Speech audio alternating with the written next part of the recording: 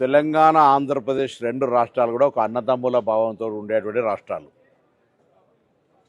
తెలంగాణ తుఫాన్లో మునుగుతుంటే కూడా మేము ప్రకృతి అనుకుంటున్నాం తప్ప ఆంధ్ర ప్రజల తప్పు పడతలేదు.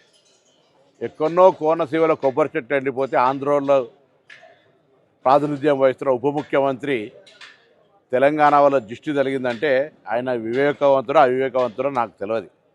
నేను ఆ మిత్రపక్షంకు బాధ్యత వహిస్తున్న తెలంగాణ భారతీయ జనతా పార్టీ నాయకత్వం ఆయన పట్ల స్పందించాలని కోరుతా ఉన్నా. అదేవిధంగా ఆంధ్రప్రదేశ్ ముఖ్యమంత్రి గారు కూడా స్పందించాలి. స్వయంగా భారతీయ జనతా పార్టీ పొత్తున్నది కాబట్టి ఇందులో ఇటువంటి కక్షపూరిత రెండు రాష్ట్రాల మధ్యలో వైషమ్యాలు కలిగేటువంటి మాటలు మాట్లాడడం అనేది దురదృష్టకరం. నేను ఇంతకుముందు చెప్పినట్టుగా ఆంధ్రాలో తుఫాన్ వస్తే తెలంగాణ మొన్న హుస్నాబాద్ కూడా మునిగింది. మేమేం ఆంధ్ర ప్రజలను తప్పుపడతలేదు, ప్రకృతి వైపరీత్యం కింద భావిస్తా ఉన్నాం. అక్కడెక్కడో చెట్లు ఎండిపోతే మమ్మల్ని దృష్టి కలిగిందని నిందిస్తే ఇది తెలంగాణ పౌరులకు అవమానం. వెంటనే ఉపసంహరించుకోవాలి, క్షమాపణ కోరాలి.